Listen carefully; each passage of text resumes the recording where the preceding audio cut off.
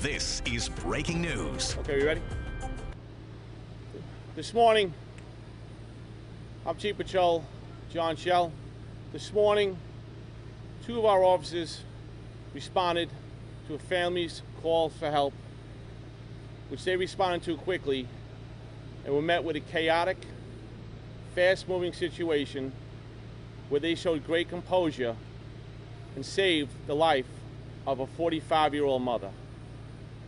At approximately 11:15 this morning, two uniformed officers from the 52nd Precinct here in Bedford Park responded to 2865 Crescent Avenue, 13th floor, apartment G. As they entered that floor, they were met by a family member who was the caller of 911. And as they were approaching the door, a female 19 came screaming out of the apartment with apparent slice wound to her facial area. When the cops entered the apartment,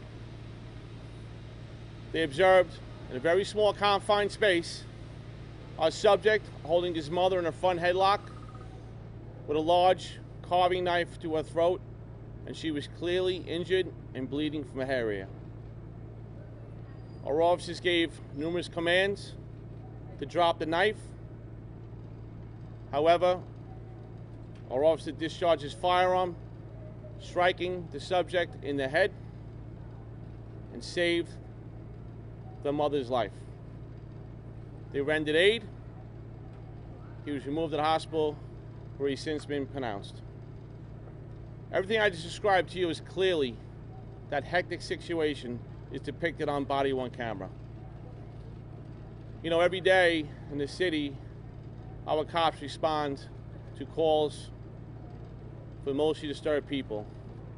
And it's a tough job for our cops to handle these. And they always look for the best outcome for the family and for the emotionally disturbed person. Today was a complete tragedy during this holiday season.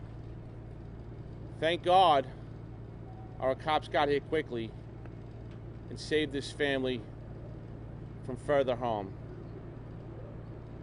The subject told his family member he was going to kill his family and kill him. And our two young cops got here quickly, showed their composure, their train kicked in, saved mom's life, and saved this family's life. With that being said, I'll open up to any questions. I will start with Theodore. The officer who fired the shot, how long has he been on the force? Both these officers have a little over 2 years on the job. Okay. And they had to make these decisions, life and death decisions, quickly, and again, saved a mother's life. No injuries to the officers, a little bit. Correct, no injuries. They were removed to the hospital for the areas. Any other questions, Georgette? Your post? What's the layout of the apartment looks like?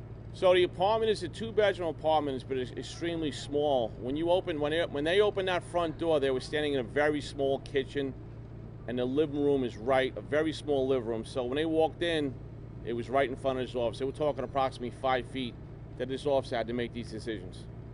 Put a camera on 10. Chief, the age on the dead perp, and did he live here? And do you know what the nature of the dispute was? He was 30 years old, male. He did live here.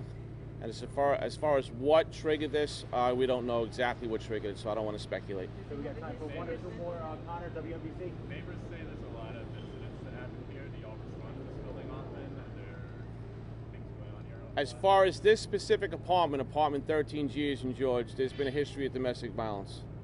In terms of his mental status, we don't have anything documented in the police department. The building itself, like not specifically the unit, but like are there incidents? We haven't got into the building. We're strictly focused on this incident in apartment 13G. We have time for one more question. He has no history of mental health? Documented with the police department.